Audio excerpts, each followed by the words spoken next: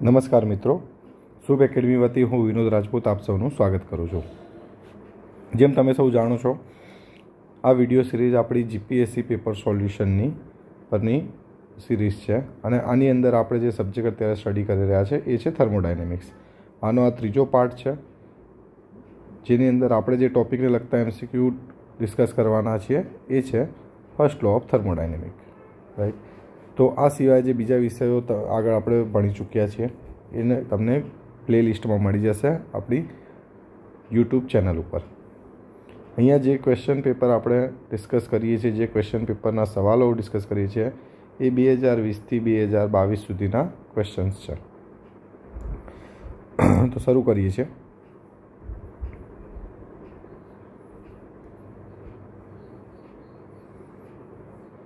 First law and its application। Question 1 જે તમને screen પર દેખાય છે એ છે a closed system receives 60 kilojoule of heat and its internal energy decreased by 30 kilojoule, then work done by the system is બરાબર। તો first લો છે, તો ફર્સ્ટ લોની એપ્લિકેશન ઉપરથી જે ઇક્વેશન બનેલું છે બરાબર એ કયું છે, તો આપણે કહી શકીએ ફ્રોમ ફર્સ્ટ લો कोई एक प्रोसेस में आते हैं delta Q12 minus delta W12 is equal to DU12, right. हवे अहींया सिस्टम हीट रिसीव करे छे तो आपणो Q केवो थशे, Q थशे positive, and internal energy decrease कीधुं छे। हवे देखो डिक्रीज कीधुं छे मतलब शुं थयो कि इंटरनल एनर्जी तमारी आवशे नेगेटिव। केवी आवशे? नेगेटिव। तो आ इक्वेशन में आपणे मूकीए तो अहींया आगळ आवशे +60 माइनस डेल्टा W12 अने आ छे -30, राइट। तो हवे आपणे जोईए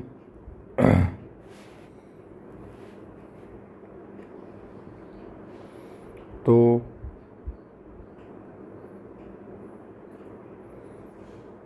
डेल्टा W12 आ बाजू -60, आ बाजू -30 बराबर -90, राइट। हवे आम नेगेटिव बंने बाजू कैंसल थी जाए तो W12 एटले वर्क आवशे +90। शुं हतुं? किलोजूल यूनिट हतो बंने में, तो अहींया बी यूनिट शुं रहेशे? किलोजूल। तो जवाब आपणो शुं बन्यो छे? +90 किलोजूल। तो +90 किलोजूल है ऑप्शन ए। तो अपना माटे जवाब थशे बराबर। कई एक्जाम में क्वेश्चन पूछायो छे अहींया मेन्शन करेलुं छे। Question number 2, internal energy is function of temperature. Internal energy is function of temperature. This statement is related to which law? कया नियम में कीधुं छे? तो देखो आ जूल्स लॉ में कीधुं छे। जूल्स लॉ शुं कीधुं छे कि for perfect gas internal energy एटले कि U डिपेंड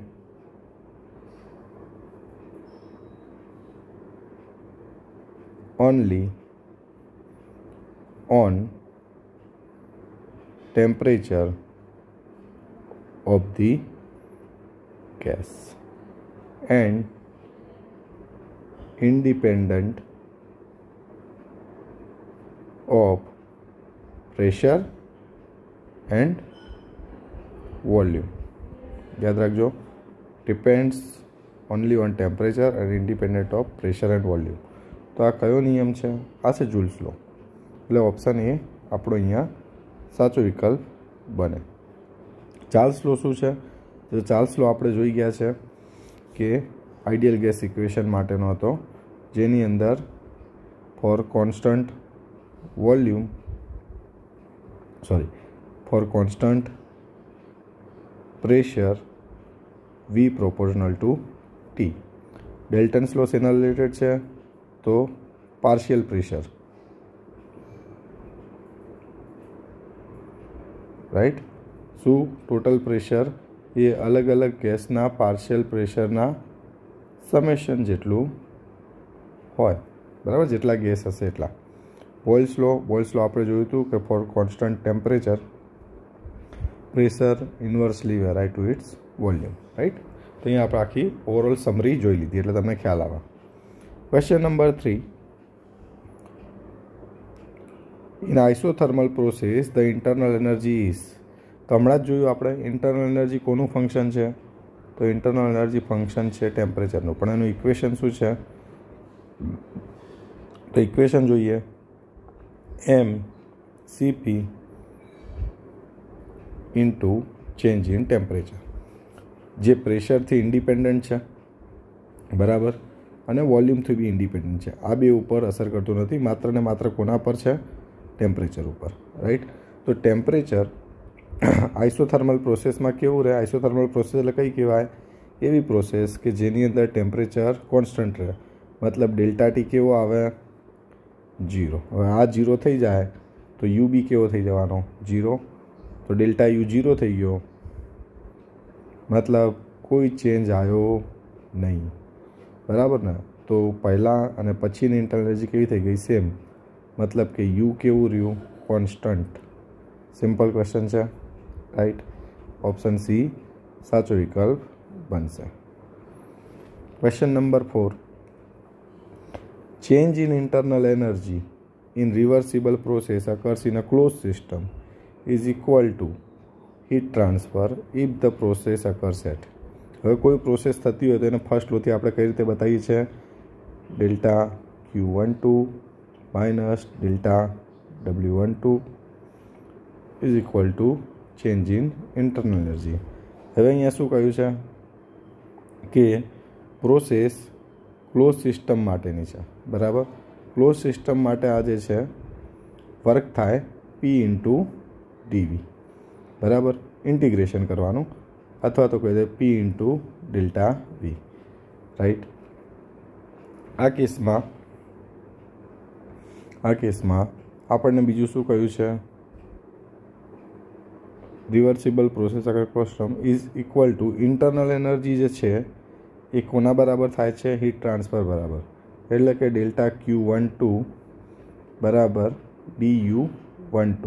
આ ક્યારે થાય, જ્યારે તમારું વર્ક કેટલું થઈ ગયું હોય, 0 આની અંદર મૂકો તો આવું થાય. એનો મતલબ વર્ક 0 થઈ ગયું, એનો મતલબ P ઇન્ટુ ડીવી બરાબર 0 થઈ ગયું, અથવા તો બીજી રીતે કહે તો P ઇન્ટુ ડેલ્ટા વી 0 થઈ ગયું. હવે આની અંદર P તો કેવું છે, કોન્સ્ટન્ટ છે, બરાબર.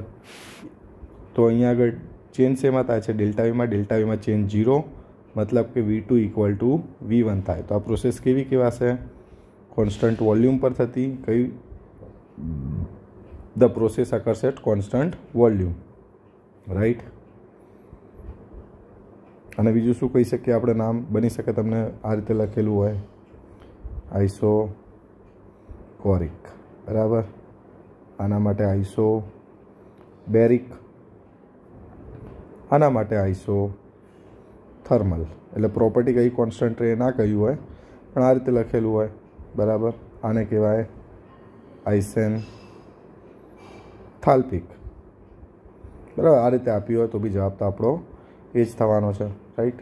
તો અહીંયા આવશે આપણો ઓપ્શન બી ક્વેશ્ચન નંબર 4માં. Question number 5. A closed system undergoes a process 1-2 for which the value Q12 and W12 are 20 and 50 respectively. બરાબર. દેખો, ક્લોઝ સિસ્ટમ અંડરગોઝ અ પ્રોસેસ 1-2 એના માટે કહ્યું છે. પછી શું કીધું છે, સિસ્ટમ પાછી રિટર્ન આવે છે સ્ટેટ 1 પર, બરાબર. મતલબ કે કંઈક આવું સમજો,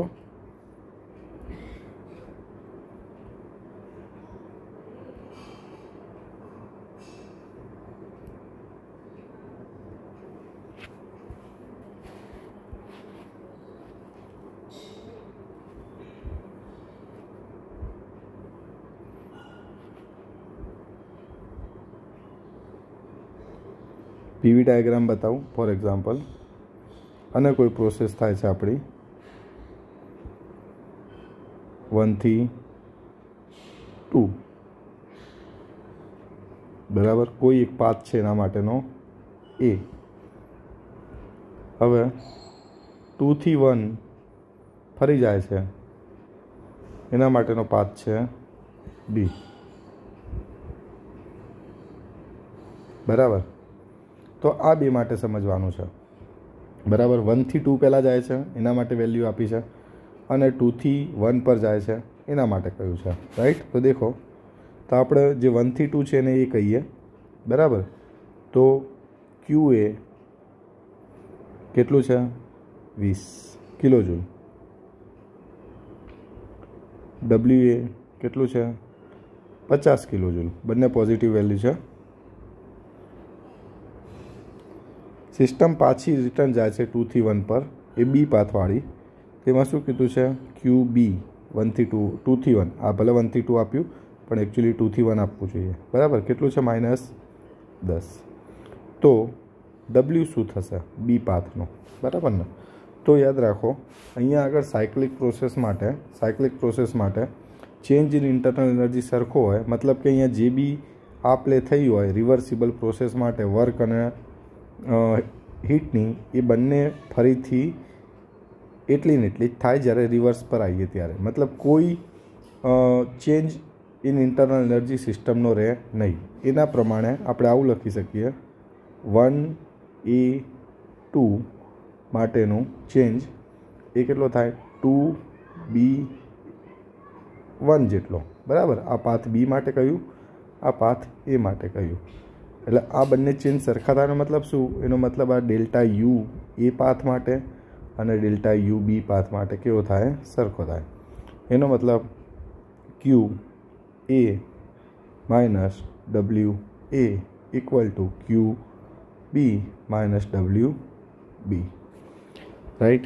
તો હવે આની વેલ્યુ આપણે મૂકીએ તો ક્યુ એ કેટલો હતો? +20. ડબલ્યુ કેટલો હતો? ડબલ્યુ હતો +50. હવે બીજો કઈ વેલ્યુ આપી છે આપણને? ક્યુની આપી છે. ફરીથી ક્યુની વેલ્યુ કેટલી આપી બી માટે? તો એ છે -10. તો ડબલ્યુ બી કેટલો થશે? તો ચલો અહીંયા આગળ આપણે કરી દઈએ. તો આ થશે 20 - 50 ઇક્વલ ટુ -10 બરાબર -ડબલ્યુ બી. તો અહીંયા આપણે લઈએ તો આ થશે -30 બરાબર -10 -ડબલ્યુ બી, બરાબર. તો આના પરથી ડબલ્યુ બી કેટલો આવશે આપણો? આવશે +20 કિલો જૂલ, રાઈટ. તો +20 કિલો જૂલ થઈ ગયું. તો આપણો સાચો વિકલ્પ આવશે ઓપ્શન એ, બરાબર. સિમ્પલ છે. અઘરો દેખાય પણ એવો અઘરો ન્યુમેરિકલ હોતો નથી, એટલે એક્ઝામમાં જરૂરથી અટેમ્પ્ટ કરવો જોઈએ. આવા ન્યુમેરિકલ ઘણીવાર પૂછાયેલા છે, જે કોઈ ગેટ કે એક્ઝામમાં ઈએસસીમાંથી બેઠા જીપીએસસીમાં પૂછાયા હોય, બરાબર. અહીંયા તમે દેખી શકો, આ લાસ્ટ રિસેન્ટ એક્ઝામમાં પૂછાયા છે. જો પેપરનું લેવલ સારું હશે તો તમને આ ટાઈપના ક્વેશ્ચન જોવા મળશે. ચલો જુઓ. Which of the following is correct for cyclic integral? Cyclic integral માટે શું સાચું બને? હમણાં જ આપણે આગળ જોઈ ગયા. આ બંને કેવા થાય? સરખા થાય. એનો મતલબ સાયક્લિકમાં કોઈ એક પાથ માટે આ થતું હોય, એ જ બીજા પાથ માટે થાય, બરાબર ને. ઇન્ટરનલ એનર્જી તો આ કેવું રહ્યું? સરખું રહ્યું. એનો મતલબ શું થયો? અહીંયાથી અહીંયા વચ્ચે જે હતું, બરાબર, એ કેવું રહેશે? કોઈ ફરક આવશે નહીં, બરાબર. તો આનો મતલબ એ થયો કોઈ ચેન્જ આવતો નથી ઇન્ટરનલ એનર્જીમાં. આખું ફરીને અહીંયાથી આવી જાય, પાછા અહીંયા આવી જાય, એ 1 થી A થી 2 થઈને પાછા બીથી પાછા 1 પર આવી જાઓ તો ઇન્ટરનલ એનર્જી જે આટલી હતી એટલી જ પાછી આમાં આવી જાય. એટલે આ બેનો સરવાળો કરો તો આ નેગેટિવ સાઇન હોય, આ અહીંયા આવી જાય એટલે નેગેટિવ થઈ જાય. એટલે કેવું થઈ જાય? આ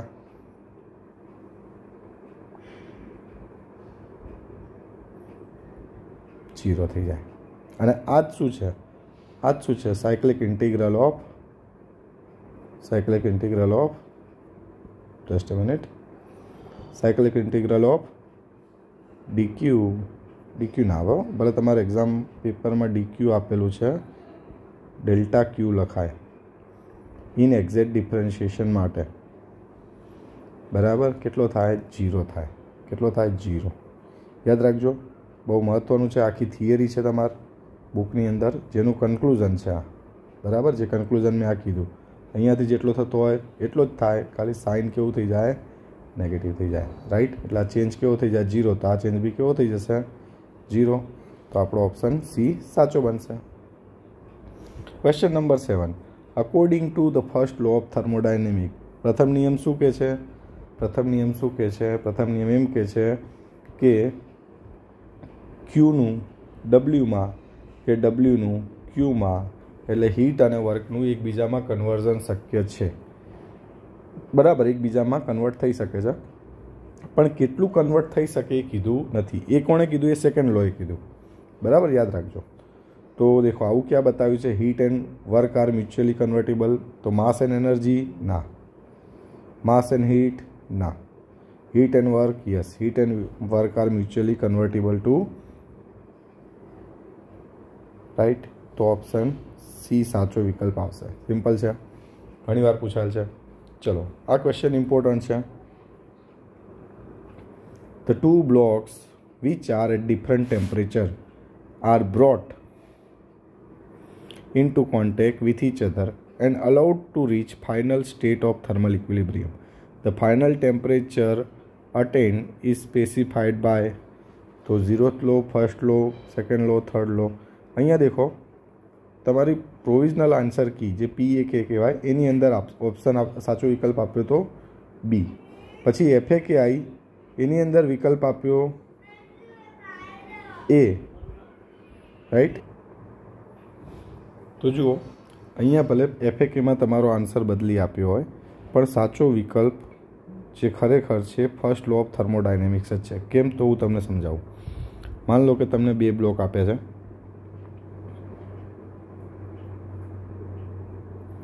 બરાબર.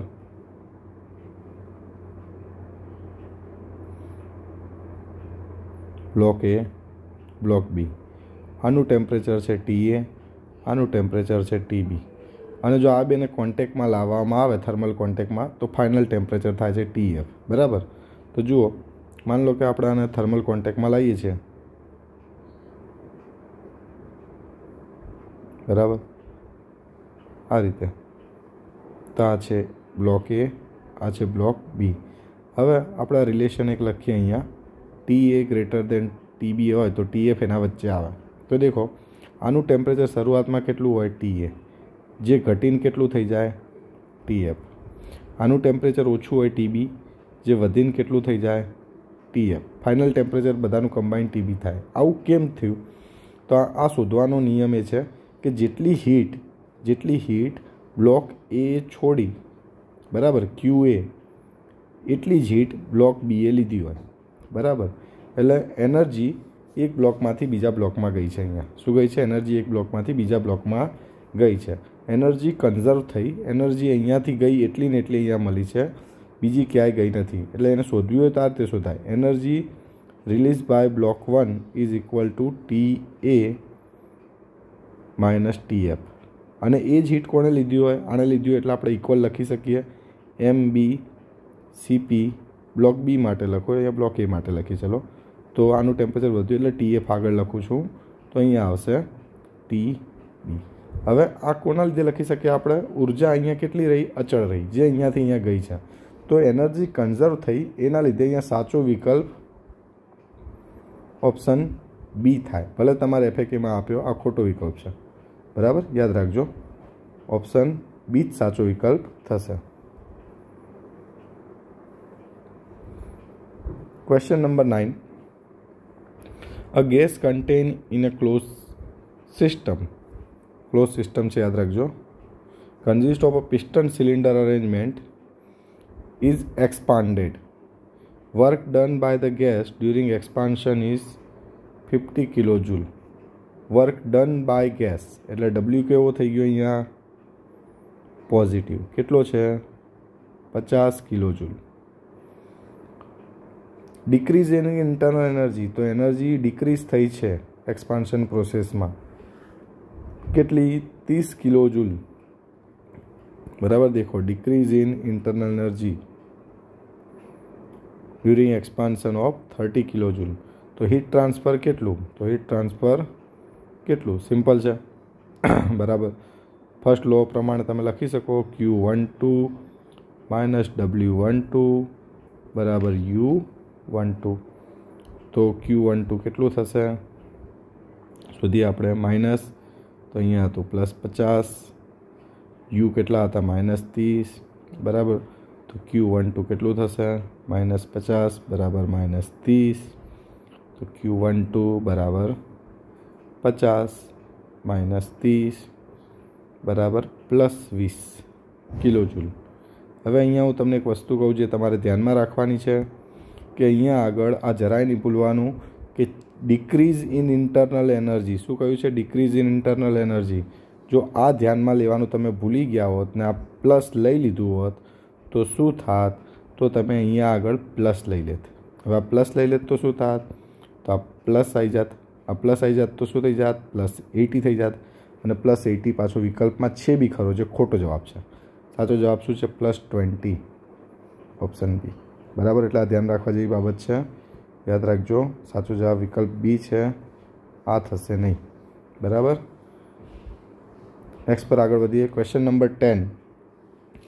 क्वेश्चन नंबर 10 है in internal energy a certain system is a function of temperature alone and its given by temperature नु फंक्शन है और कया रीते आल्युं छे? यस आ रीते।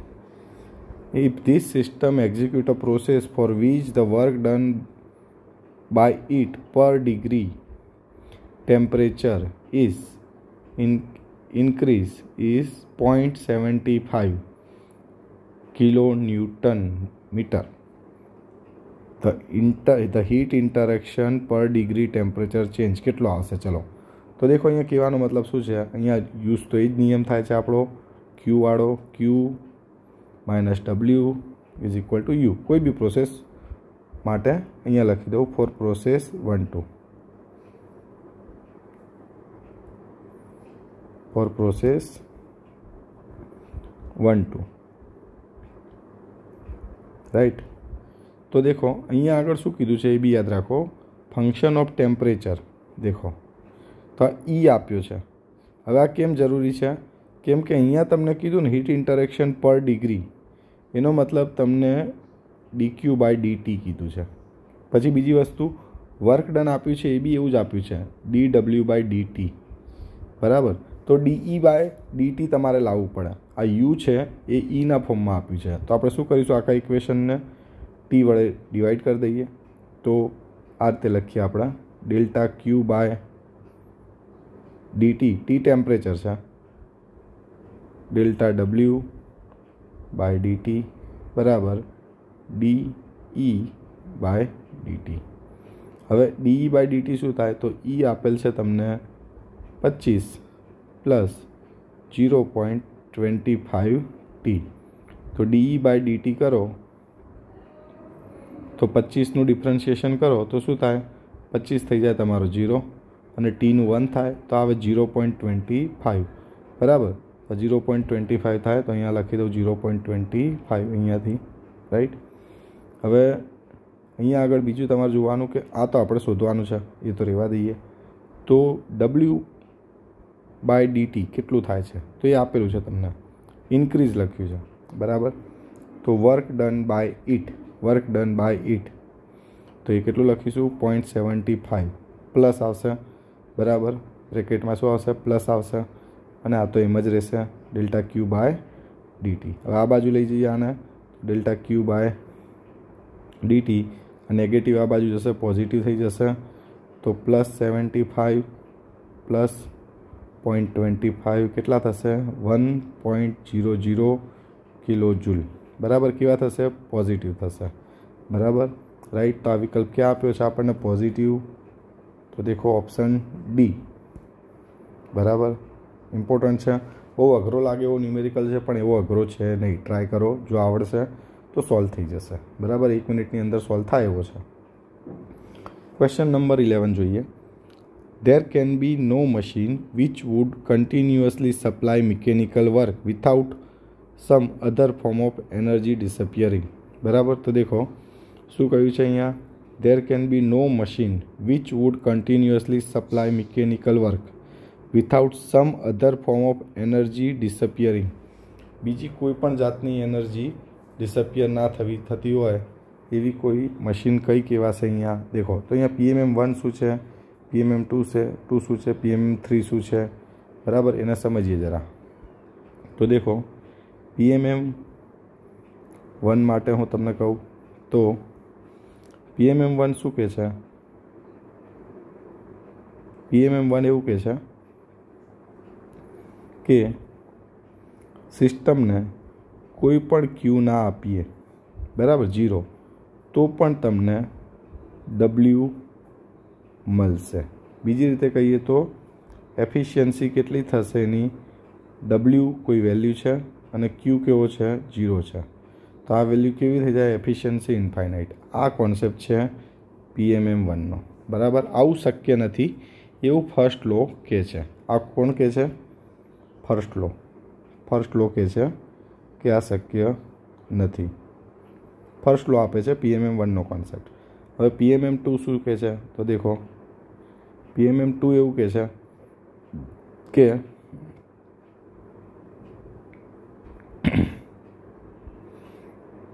તમે જેટલો ક્યુ આપ્યો હોય એટલી અમાઉન્ટનું વર્ક તમને મળે અને હીટ કોઈ જાતની રિજેક્ટ થાય નહીં.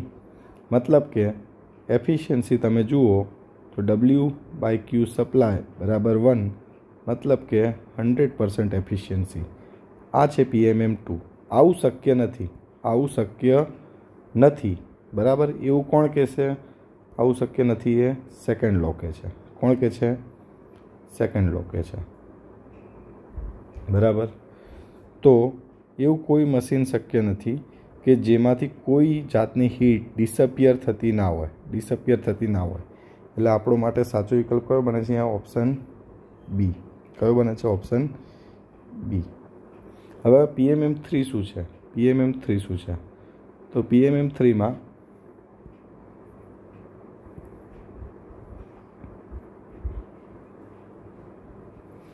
એવું કહે છે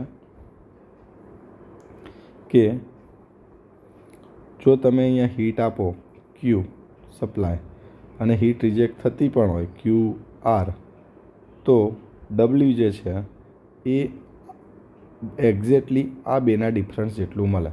બરાબર, તો એફિશિયન્સી જે મળે એ મળે આ રીતે.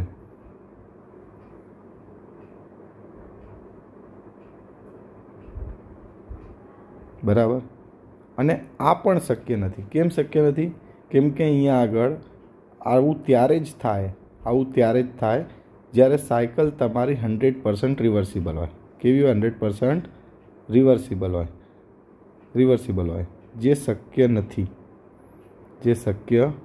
નથી એ PMM3 થાય. તો 3 PMM શું છે એ તમે સમજી ગયા. બરાબર, તો આ કોનો ઇરિવર્સિબિલિટી કોઈ જાતની નથી એવું કહે છે, જે શક્ય નથી.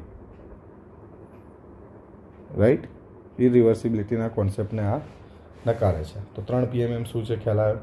અહીંયા આગળ આપણો સાચો વિકલ્પ થશે ઓપ્શન બી. ક્વેશ્ચન નંબર 12 પર આગળ આવીએ. ક્વેશ્ચન નંબર 12 ખાસ છે, સમજો જરા. અહીંયા આગળ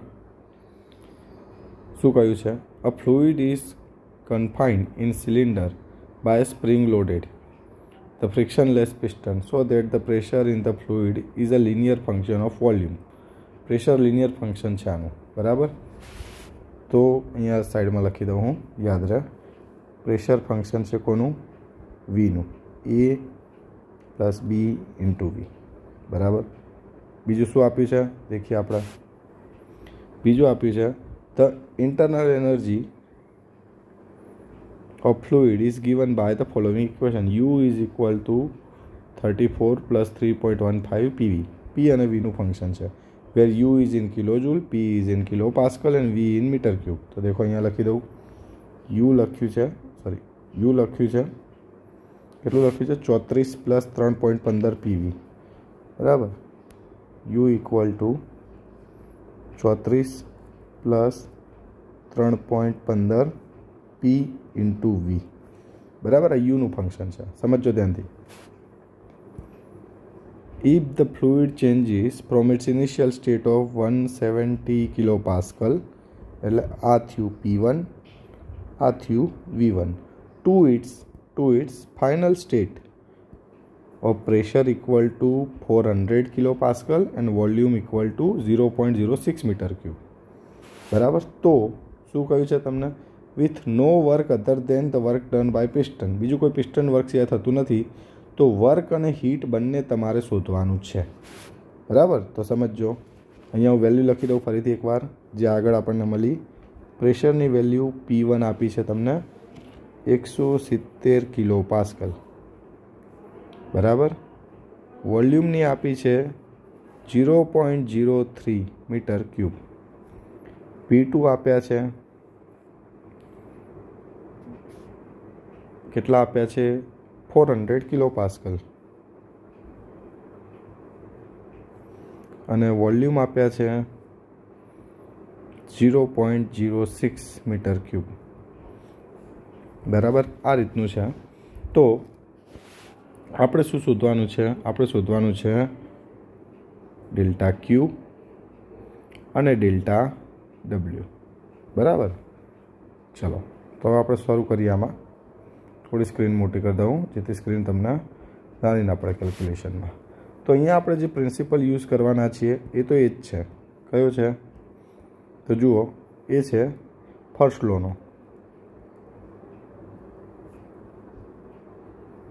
કયો? ΔQ - ΔW = DU. તો આપણે DU શોધવો પડે બરાબર. સાથે સાથે તો જ આપણને DW અને DQ મળે. હવે કઈ રીતે? તો દેખો, આપણી પાસે ઇક્વેશન છે બરાબર. કયું છે? P = A + BV. આપણી પાસે P1 છે, P2 છે, V1 છે, V2 છે. તો આપણને એની વેલ્યુ મળે અને બીની વેલ્યુ પણ મળે બરાબર. તો આપણે એને સોલ્વ કરીએ. તો પહેલું ઇક્વેશન જે આપણું બને છે, આ વેલ્યુ મૂકતા P1 આપ્યું છે 170 પ્લસ A B ઇન્ટુ વોલ્યુમની વેલ્યુ હતી 0.03. આ થયું આપણું ઇક્વેશન 1. બીજું ઇક્વેશન છે, એમાં P2 આપ્યું હતું 400, A B વોલ્યુમ આપ્યું હતું 0.06. આ છે ઇક્વેશન 2. હવે આપણે ઇક્વેશન 2 માઇનસ ઇક્વેશન 1 કરીએ તો આપણી પાસે આવે 400 - 170 = A - A. તો ચલો કેન્સલ થઈ ગયા. તો બીના ફોર્મમાં રહે તો 0.06 - 0.03 બરાબર. તો ઇક્વેશનને સોલ્વ કરીએ. 230 બરાબર B ઇન્ટુ 0.03. તો B બરાબર હાલ હું લખું છું 230 ભાગ્યા 0.03 બરાબર. આ વેલ્યુને આપણે મૂકીએ છીએ ઇક્વેશન 1ની અંદર. શેની અંદર? ઇક્વેશન 1ની અંદર. તો આપણને મળશે ઇક્વેશન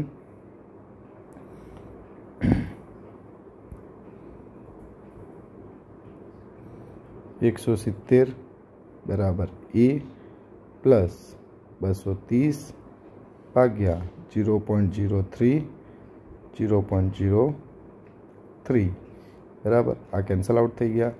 તો એ બરાબર આપણને મળ્યા 170 - 230 બરાબર -60. તો આપણને અહીંયા બે વેલ્યુ મળી ચૂકી છે, એ અને બીની બરાબર. આનો આપણે યુટિલાઇઝ કરીશું. તો દેખો, હવે આપણે શોધીશું યુ. શું શોધીશું? યુ. યુ કઈ રીતે મળશે? તો જુઓ, યુ માટે આપણે કરીએ છીએ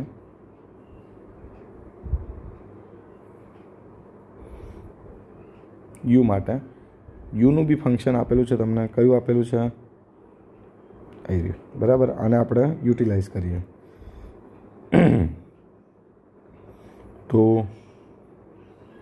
U2 માઇનસ U1 લખીએ તો 34 પ્લસ 3.15 બરાબર. પછી P2 V2 બરાબર. આ એક થયું માઇનસ 34 પ્લસ 3.15 P1 V1 બરાબર કરીએ તો આપણે 34 કેન્સલ થઈ જાય તો બચે 3.15 P2 V2 P2 છે 400 ગુણ્યા 0.06 માઇનસ P1 170 ગુણ્યા V1 0.03. તો આનું ફોર્મ્યુલેશન કરીએ આપણે તો આપણી પાસે આવે છે 59.535 કિલોજૂલ. શું આવ્યું? આ BU બરાબર 1-2 માટે ઇમ્પોર્ટન્ટ છે આપણા માટે, યાદ રાખજો.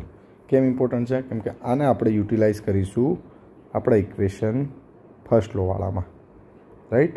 અહીંયા આગળ હવે આપણે શું કરીશું તો જુઓ, હવે આપણે W જે છે એને શોધીશું. શેને શોધીશું? W ને. તો W ક્લોઝ સિસ્ટમની પ્રોસેસ હતી તો આપણે W લખીએ કે ડેલ્ટા W બરાબર integration of P into DV 1 થી 2 માટે. તો P આપેલો છે આપણને, કેટલો આપેલો છે? A પ્લસ BV બરાબર. આનો યુટિલાઇઝ કરીશું A અને Bની વેલ્યુ મૂકીને. તો આપણે કરીએ 1 થી 2 માઇનસ 60 પ્લસ 230 ભાગ્યા 0.03 into V into DV integration થશે તો -60નું કેટલું થશે? તો -60 ઇન્ટુ V લિમિટ 2 અને 1ની પ્લસ 230 0.03 શું થશે? V² લિમિટ 2 અને 1ની બરાબર. આની અંદર વોલ્યુમની વેલ્યુ મૂકીએ આપણે તો આપણને મળશે -60 0.06 માઇનસ 0.03 પ્લસ V²/2 આવશે અહીંયા 230 ભાગ્યા 0.03 ઇન્ટુ 2 V² એટલે 0.06 નો સ્ક્વેર 0.03 નો સ્ક્વેર ડિવાઈડ બાય 2 તો આપણે 12 લઈ લીધા. ચલો તો એમ જ રાખી લઈએ, 1 રાખીએ. તો આનું તમે સિમ્પ્લિફિકેશન કરશો તો તમારી પાસે જે વેલ્યુ આવશે એ આવશે 8.55 કિલોજૂલ બરાબર. મેં શોધેલી છે. હજી બી કહી દઉં, આ ન્યુમેરિકલ વગર કેલ્ક્યુલેટરે થયો નથી. આ તો ગેટમાંથી બેઠો ઉપાડીને મૂકી દીધો વિચાર્યા વગર. બાકી કેલ્સી વગર આ ન્યુમેરિકલ કરવો અઘરો છે બરાબર. આ W તમારી પાસે આવ્યો. હવે આની મદદથી આપણે શું કરીશું? આ ઇક્વેશનમાં મૂકીએ આપણે તો આપણને Q મળે. તો ચલો Q માટે હું કહું તો ડેલ્ટા Q કેટલો થશે? તો ડેલ્ટા W પ્લસ BU બરાબર ને. તો ડેલ્ટા W મને કેટલો મળ્યો? 8.55 પ્લસ U કેટલો મળ્યો? આટલો. તો 59.535. તો Q કેટલો થઈ ગયો? Q થઈ ગયો આપણો,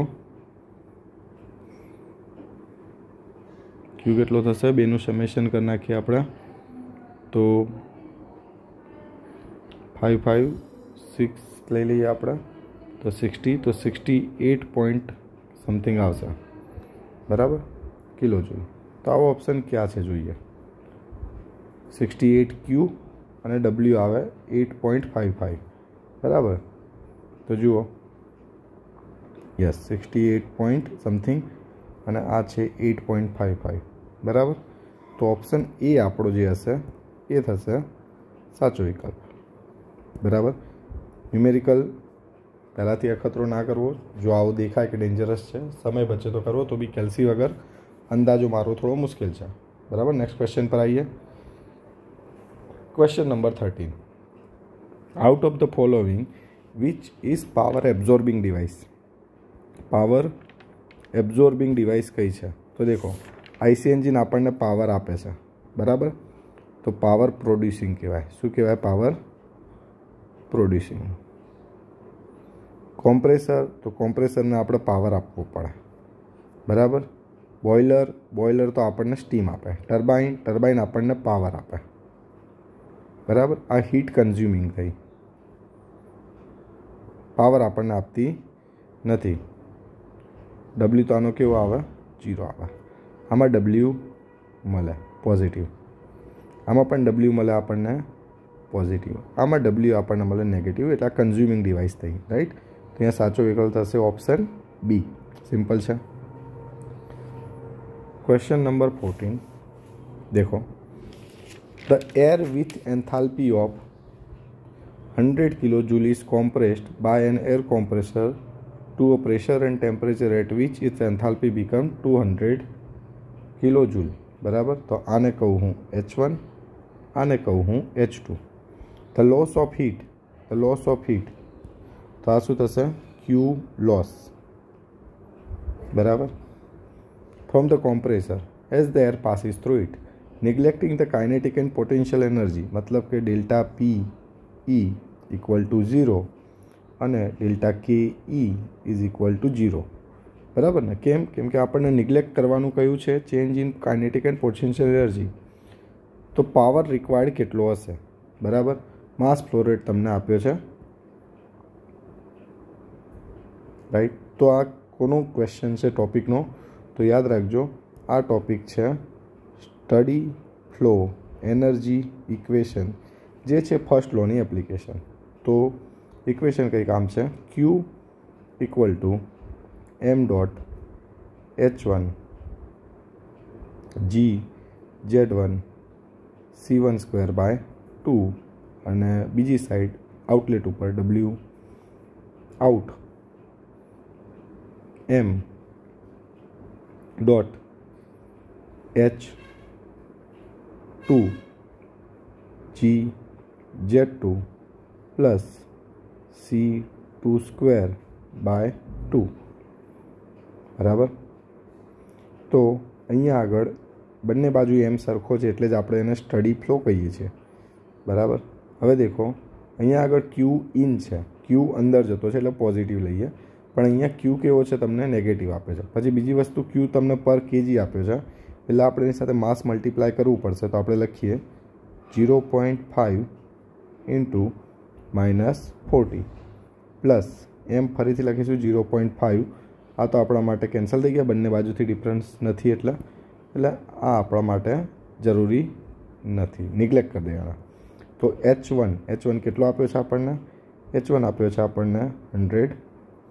ફરીથી આ બાજુ W લઈએ આપણે, પ્લસ એમ આપણને 0.5, બંને બાજુ સરખો છે. H2 આપણને મળે છે 200. બરાબર. તો સિમ્પલ છે. આ ઇક્વેશનને તમે સોલ્વ કરો એટલે તમને મળે -20 plus 50 equal to W plus 100. W equal to -20 plus 50 minus 100, so -70. Minus sign શું બતાવે છે? અહીંયા માઇનસ સાઇન બતાવે છે કે વર્ક કન્ઝ્યુમિંગ છે, વર્ક કન્ઝ્યુમિંગ ડિવાઇસ છે. બરાબર. તો વર્ક W કોમ્પ્રેસર થશે -70 કિલોવોટ. રાઈટ. ઓપ્શન સી સાચો વિકલ્પ બનશે આપણો. Question number 15. In throttling process which property remains constant? તો થ્રોટલિંગ કઈ રીતે થાય છે એ બી જુઓ. થ્રોટલિંગની જો તમને ફિગર યાદ હોય, જો તમે જોયેલી હોય છે તે વખતે, તો એક પાઇપમાંથી ફ્લો કરાવવામાં આવે છે ગેસનો, અને એ કેસમાં આ રીતે એક પોરસ પ્લગ લીધેલો હોય છે, જેના લીધે એને ફ્લો માટેનો એરિયા કેવો મળે છે? ઓછો. બરાબર. ગેસ અહીંયાથી ઇન થાય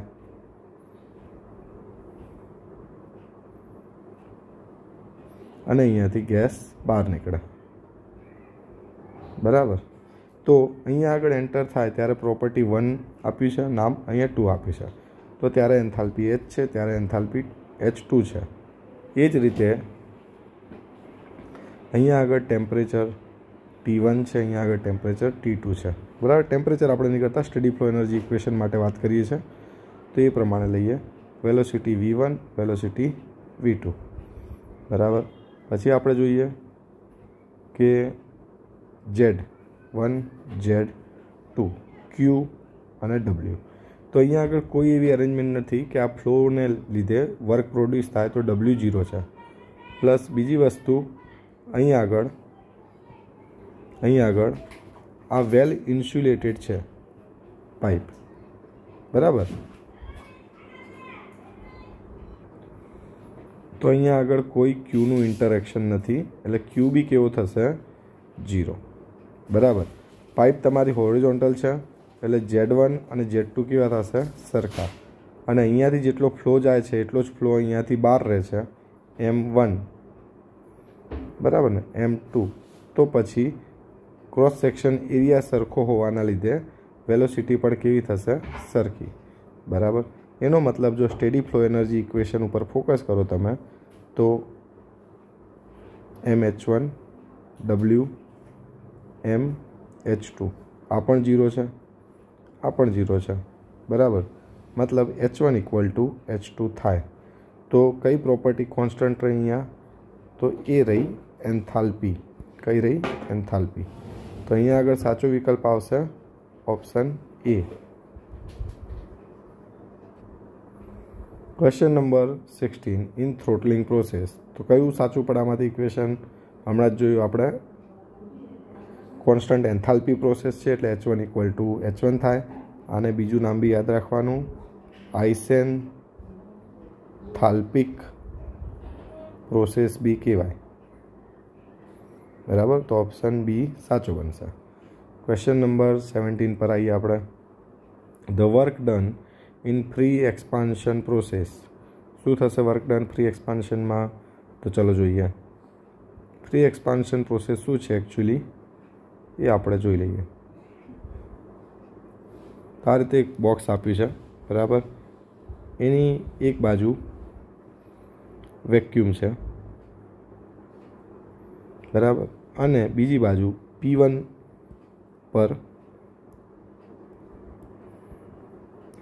પર કોઈ એક ગેસ ભરેલો છે P1 પ્રેશર ઉપર, જે વેક્યુમ સિવાયનું કોઈ હાઈ પ્રેશર હશે, બરાબર. તો આ બાજુ આપણે ભર્યો છે ગેસ. શું ભર્યો છે? ગેસ, બરાબર. અને આ બાજુ કેવું છે? આ બાજુ છે વેક્યુમ છે. હવે આ જે વચ્ચે પાર્ટીશન છે,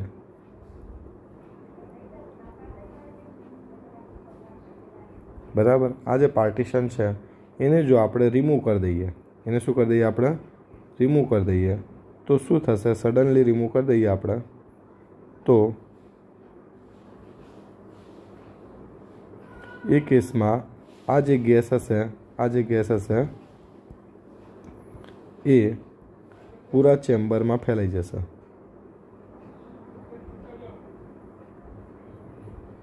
બરાબર.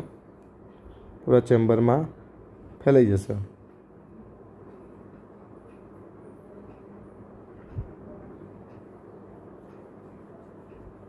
બરાબર. અને કોઈ નવું પ્રેશર બની જશે P2, જે P1 કરતાં કેવું હશે? ઓછું હશે. અહીંયા આગળ ગેસને એક્સપાન્ડ થવા માટે આપણે કોઈ જાતનું રિસ્ટ્રિક્શન આપ્યું નથી, નો રિસ્ટ્રિક્શન. એટલે આ ગેસ કોઈ પણ બાઉન્ડ્રીને પુશ કરતો નથી.